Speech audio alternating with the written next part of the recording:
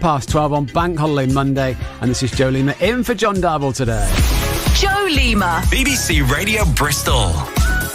Now, we all know that looking after your mental health, of course, is important, but sometimes it's about finding the right thing for you and focusing on that. For Kim Stone in Winscombe, it was photography and mindfulness that helped her, and she now uses those skills to help other people through her business, Naturally Mindful, and joins me in the studio now. Thank you for coming in. Thank you very much for having me in. Particularly for giving up your time on Bank Holiday Monday. A sunny Bank Holiday I Monday. know. I won't keep you long, I promise. I know you're going to get back to renovating the home, aren't you? I am, yeah. How's that going? Yes, going well. Yeah, we're right at the end. The last few bits, hanging doors today, and then we're pretty much done. And you're very DIY. I am. I wish I was. I really am not. But I hope all goes well today. Thank you for joining me. So you're a mindfulness coach. Now, for those that aren't aware, explain for us, if you could, what does mindfulness mean, would you say? Yes, so mindfulness... really in succinct terms, simple terms that are easy to understand, is about being in the present moment, being in the here and now. So you're not thinking about the past, you're not forward thinking about the future, you're just thinking about what you're doing now, what's right in front of you in this moment. How much harder do you reckon it is in this day and age with so many distractions for us to, not always be looking ahead for tomorrow or what you've got to do or planning, and just sort of taking time out just to focus, like you say, on the here and now? Yeah, it takes a lot of self-control. There are so many distractions. Our phones are full of notifications and warnings and alarms, and you must do this, reminder of doing that. And so it's really hard. And so that's where mindfulness comes in, about learning to center yourself in the here and now, not be taken away by those distractions. What I try and do, and maybe you'd recommend this, is I don't have any notifications on my phone whatsoever, right? My phone never pings, it never vibrates. I turn all of that off and I just check it as and when I think, okay, have I had a text? Have I had a WhatsApp? Otherwise, I think it would just overwhelm me. Yeah, exactly. You're in the moment. You're in control then of your moment. You choose when is the right moment for you to access that then. So it took you a while to enter this particular industry, because I know you've done a whole variety of jobs before you found this profession. What have you been up to over the years? Okay, so I started my career at 16 in the army. I joined the army, did 4 years there, loved it, a really great learning experience, got a lot from that. Then I got pregnant, and it's not great being in the army when you've got a child, so I chose to leave. What were you doing in the army? What was your job? I was in the Royal Signals doing communications, sneaky beaky stuff that I can't talk about. Okay. And I definitely can't get it out of you. No. It was a lot of Morse code, really. Oh, okay. Yeah. Dashes and dots. Yes. Which I think probably dumbs it down a little bit. It's more than that, of course. It's a lot more than that, but essentially. And then what? Then I took a time out to raise my children, and then my next kind of big chunk of career was as a teaching assistant in a school, doing forest school alongside that as well. So I did that for 10 years. Thoroughly enjoyed that, really like supporting young people, especially through nature. The forest school was a really big part of that for me. And again, I kind of outgrew that and wanted more. Whilst doing that, I did a degree in children's services, particularly focusing on attachment and attachment needs. And from that, I then wanted to support children more broadly, so I went to work in a children's home. And how was that experience? That was, tough. There's some really children who been through a lot of trauma, a lot going on for them, and it's a really steep learning curve for me, very different to a primary school setting. But I learned a lot, and I learned a lot about myself and learned a lot about supporting people who are struggling. And you yourself, have struggled as well, through your life with mental health, through child trauma, things in your relationship. At what point did you feel it was really affecting your mental health and that you had to do something about it? I guess so the turning point for me is I was in a toxic relationship. It was abusive. It was very difficult. But I started to realise that I deserved better than that, and I had an epiphany, and that was the turning point really. And I think perhaps I'd been doing some self-help, self-learning that had made me stronger to reach that epiphany and that moment of I deserve to be treated better than this. And at that point I was probably at the lowest I've been in my life. I was incredibly anxious, depressed, no confidence whatsoever. But that was a real turning point, and whilst I wouldn't ever want to go through that again, it made me who I am today, and it helped me on my path forward. So I'm thankful for it. Everybody would say, wouldn't they, that, we are formed by our experience, and, we might go through ups and downs through all sorts of things, and maybe not to the extent that you've gone through, but certainly it forms us for who we are now. Absolutely, yeah. And from taking that experience, you are now helping other people. So how did you take the journey from, helping yourself to then helping others? What started to soothe my soul, as I like to say, is I started taking up photography when my children reached teens. I was a single mum, and anyone with teens knows they're not interested in you as mum anymore. They're off with their friends, off doing their own thing. And I was at home like, what do I do now? So I started to go out with my camera. And at the time I lived in North Devon, beautiful coastline, and I would just take my camera off to the coast and photograph the sunset, and it was bliss. I was completely in the moment, completely in awe of the sunset, the coast, the nature. It was just so grounding. But I didn't know at that time that was mindfulness. I just knew that it felt good. I just knew that I was feeling soothed, I was feeling at ease, I was relaxing, I was building my confidence. And my photography was getting better because I was sharing it on Instagram, and I was learning, and I was meeting up with other people, and my photography got better. My Instagram grew to the point of 17,000 followers. That's brilliant. Yeah, but, there's a but. Okay. So my photography became about something very different. It became about the likes, the dopamine fix of getting the like, and that kind of ego rub of, that's a good photo. And so I started chasing photos for the audience, not for myself, and not for the experience of taking those photos. And that hit me hard. I didn't realise it at the time, but I really lost my mojo for photography, and I stepped away from it for a number of years.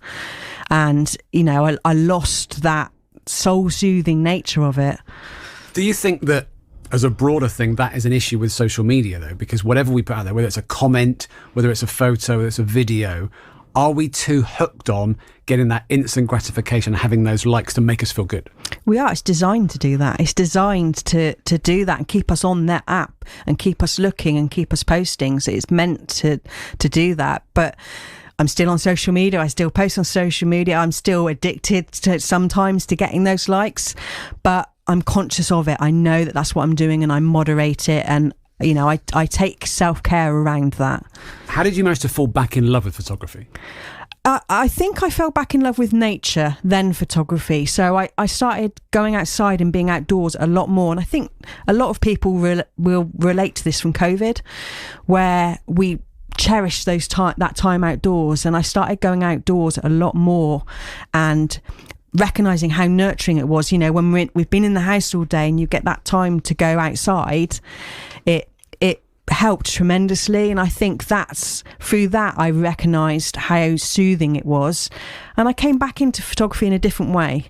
I came back into it from what I like to call rescuing the moment, capturing that moment on camera so that I can look back on it and fondly, so it's like a scrapbook of my time, but not necessarily for another audience, just for my own goal.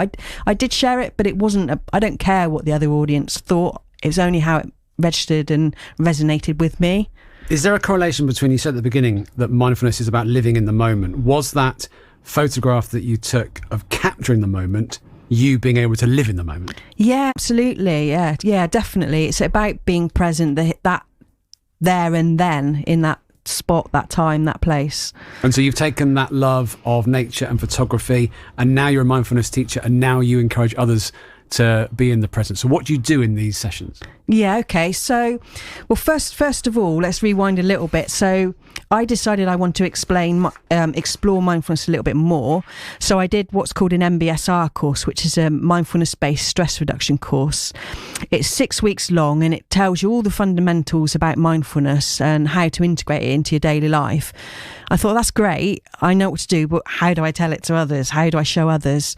So then I trained to be a mindfulness teacher, which is kind of like a 9-month course I did with Mindfulness UK, and that gave me all the skills to... It wasn't a direct teaching course. It was enabling me to integrate mindfulness teacher training into practice that already exists, and in my case that was photography and nature connection. This is just for you then, not for other people. This is just for you to insert it into your daily life. Yeah, kind of. Yeah, basically. But then from that I was able to then make the course and make what I offer now. So what I offer now is like mindful photography sessions. So that could be as simple as a walk and talk with your camera with a few exercises, right through to a half-day workshop with loads of exercises, tasks, and teaching the fundamentals of mindfulness at the same time. I do a regular mindful walk, and with that we meet up, we check in with each other, and we'll go through the local woodlands behind where I live, and we'll just do a few simple mindfulness exercises to connect with ourselves, with nature, and with each other. How much is it about being, as you say, when you are doing it, as part of a session, let's say you're going for this walk, how much is it a part of being with other people? Because some people could say, well, I'll just go for a walk on my own, and that'll do the same thing. But will it? It could do, yeah. I mean, lots of people practice mindfulness on their own, but for me, the connection with others is really empowering. If you can hear other people that are having similar struggles to yourself, are struggling to access mindfulness and that well-being that same way, it gives you a kind of sense of validation about where you're at and how you're feeling. And as humans, we're tribal people. We want to be around others. We want to be in community, and I think it's really important. And community is a massive part of what I do about bringing people together. You mentioned about COVID times and how that sort of got you back in love with nature again, which I think for a lot of us, when you're suddenly told, right, you go out for an hour a day, suddenly, even if you never normally go for a walk, suddenly that hour meant an awful lot. And then you think, oh, I quite enjoyed that, because the distractions of modern life were taken away. You couldn't go to the shops really unless it was for necessities and all the other things that we normally do to occupy our social time. So suddenly, do you think there are many people that also, like yourself, and maybe like me as well, certainly, found, happiness in just being outdoors when it's taken away, then you really miss it? Yeah, definitely. I hear that a lot. And, we all adjusted for COVID in that way, but actually we've started to adjust back to how it was before. And I think, people are missing that. They're missing that time in nature. And often it slips, doesn't it? Because there's so many other things and distractions in life that you've got, the housework and the shopping and your job and picking the kids up, and going out for that hour walk suddenly slips, and then you haven't got time for it. So what would you say to anybody who, for whatever reason, is struggling with certain aspects of their life? How can they, like you say, live in the present? What can they do? What are the initial steps you would suggest? Yeah, so this is particularly how I like to deliver mindfulness, because you can do lots of courses, long courses. For me, the way I like to deliver it and teach it is for people to access it easily through what they're already doing, really. So we all eat. So mindful eating is a fantastic practice, and that is just about slowing down and taking your time with what you're eating, really noticing how it tastes, really noticing the texture. How does it smell? How does it feel in your mouth? Really breaking down that process of eating, and eating consciously. Most of us kind of eat by accident and, just swallow our food and guzzle it down because we've got the next thing to go on to. So it's just about really breaking down all the details of eating. How does your mouth feel as it moves? How can you feel the food moving down to your stomach, and really bringing attention to that process of eating. Why is that important? Why is that a good example, would you say? We all eat, so we can all access it, and it uses all your senses as well, and it's something we all do in our day, so we don't have to make time in our day to fit that in, because we're eating anyway, so we can just do it whilst we eat. We don't have to trying to fit it in anywhere. So actually maybe there's a case for, having a dinner party, it's almost not about the food. Yes, you're having food with the people you're sat with, but you're having a conversation, so you're not really taking the food in. If you eat food in front of the TV, you're watching the telly, you're not taking it in. So actually there should be time when you just focus on eating the food and let it, take it in. Yeah, definitely. I think, and you're not going to do it all the time. Sometimes, you might be rushed, or you might have other places to be. But the more you integrate it, mindfulness is called a practice, because you're always practicing. You never reach like this massive enlightened state where suddenly you are total mindfulness. You're always practicing to integrate it into your life, and eating such a simple entry point to it. Okay, if you want to find out more about what you do and to get involved with the aspects of your course, how can they find you? So I'm on naturally-mindful.co.uk, and on social media I'm Naturally Mindful UK. Fabulous. It's great to meet you. Great to meet you too. Thank you. What a journey you've had. I'm delighted that things are, you're in a better place. You're helping other people. You're being inspiring. And well done to you for doing that and for coming in today. Thank you very much for having me. It's been a pleasure. Great to meet you. That's Kim Stone in Winscombe. Photography and mindfulness helped her, and now she uses those skills to help other people through a business that's called Naturally Mindful.